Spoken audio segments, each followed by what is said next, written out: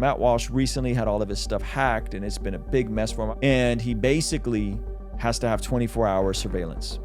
His YouTube channel got demonetized, which is it was doing 6 figures. My question becomes, Ruslan.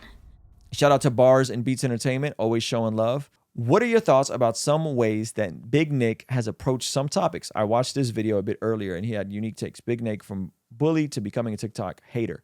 I am a little friendly with Nick. I've talked to him a little bit on FaceTime. I have to specifically look at the content. Okay? Yeah, I'd have to specifically look at the content. My take with Nick is similar to my take with Matt Walsh. My take with Nick is similar to Matt Walsh. Matt Walsh recently had all of his stuff hacked and it's been a big mess for him. I was going to make a video to it. And he basically has to have 24-hour surveillance. His YouTube channel got demonetized, which is it was doing 6 figures. My question becomes, is how you push back against some of the insanity in the world worth the response you get? There is a way to push back. There is a way to challenge gender ideology, whatever you want to call it. There is a way. There is a way to call out stuff. But if you do it the way that it's been happening for Matt Walsh, and by the way, I have no qualms with it. I watched this video earlier today. That dude's a victim of all kinds of crazy stuff. But when people are walking up to him at church, which he goes to church, and are saying, hey, man, like, you're kind of, some of the stuff you're pushing is a bit over the top, right? His channel is getting demonetized, right? Because of how he's speaking about Dylan. The way we say things, in my opinion, as followers of Jesus, matters. And so I think Matt Walsh won the most with his documentary, What is a Woman? Now, what made that documentary so compelling? And this is what it is. People are persuaded not with facts and dunking on the libs. People are persuaded when you can speak to them emotionally and show them narrative. And so if I just come on and I'm primarily known by all the things I'm against, but there's nothing to capture people's imaginations. There's nothing to show narrative and story and inspiration. You don't persuade people that way. What you do is you just preach to the choir, which there's nothing wrong with preaching to the choir. But there's a huge difference between What is a Woman as a documentary and humanizing the experience of folks from the detransition community and all that kind of stuff, how important that was, and the way he talks about Dylan. And he has talked about Dylan. And I've said this before. I think as Christians, how we maneuver and what we do is just as important as why we do it. And I think Matt Walsh is so deep into it that he's just reacting. And the question would just be like, man, like, is it worth it? Like, is it worth having 24-hour security? Is it, or can the tone and the approach be tweaked? Because who are you really persuading? Honestly, who's watching Matt Walsh's videos and honestly being persuaded that's from the fringe left crazy community? Is anyone being persuaded? I don't know. I know What is a Woman persuaded people. A lot of people in the middle. A lot of people even on the left were persuaded by that. Why? Because it spoke emotionally and it had narrative. This is what the right tends to be bad at. Narrative and speaking to people emotionally. It's just that they just don't know, because they don't know what the narrative on the right is. We just want to be left alone. Small government, leave us alone. Instead, I think the narrative is, hey, you should be X, Y, and Z. You should learn how to flourish in the system that we have. The system is flawed, yes, but you should learn how to win on this side right now. That's what I think. The American dream, anyone can make it. That's what the narrative from the right should be. But it's mainly just the left is bad and hates you and wants to destroy you. That's a lot of the Daily Wire stuff, right? Which again, I'm not saying they're wrong. I am just saying, is there a more effective way in engaging with these conversations?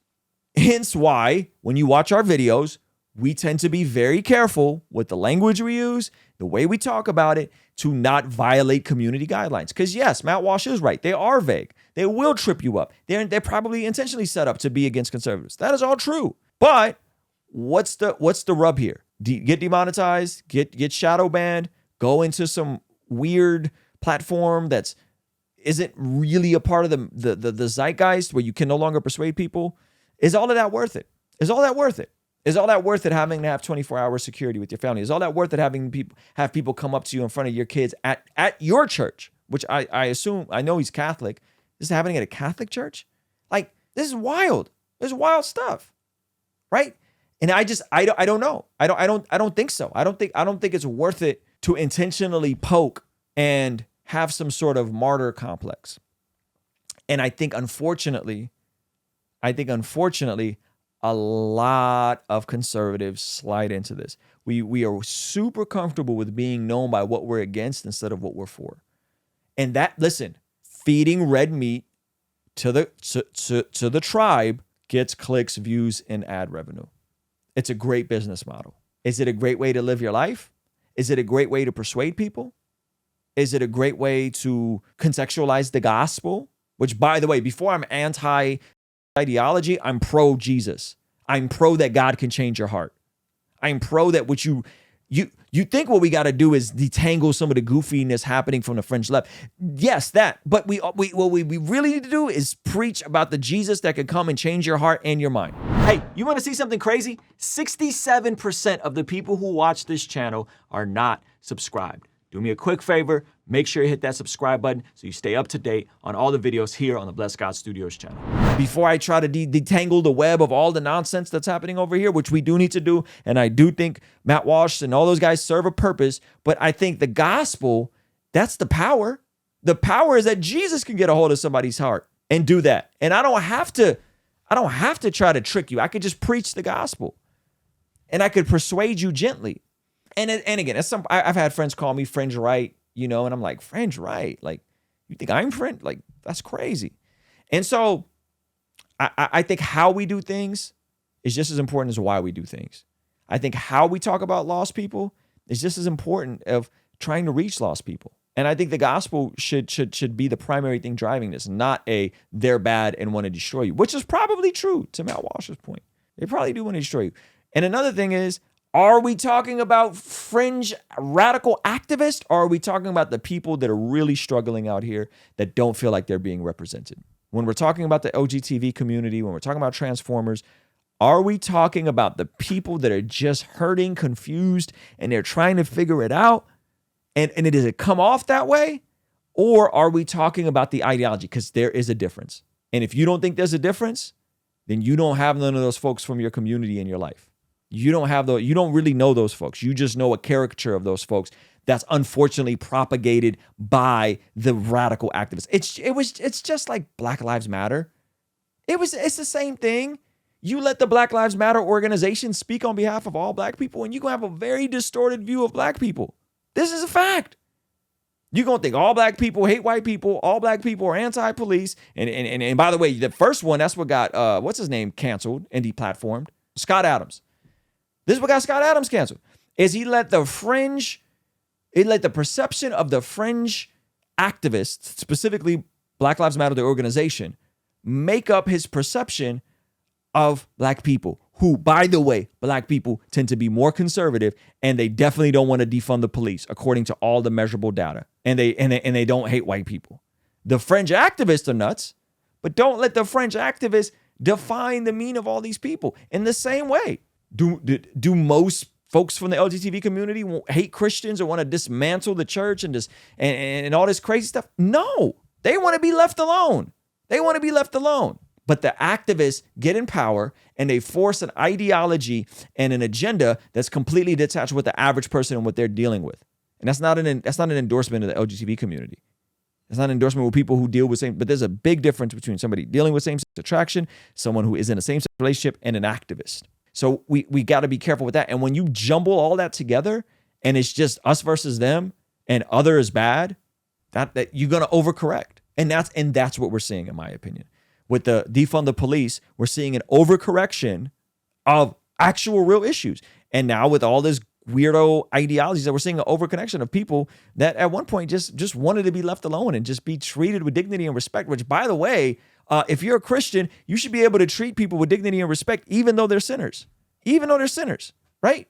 1 Corinthians chapter 5, go read that chapter, right? Our job is to judge those within the church, which is why I'll always come down harder on pastors and people in positions of power within the church. People outside of the church, I got to pray for those people. I got to share Jesus with those people. And I got to let Jesus do the transformation process. I'm not the Holy Spirit.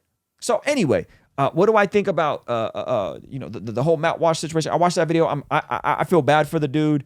It sucks, but I think this is going to sound crazy. And you Daily Wire people are going to be mad at me.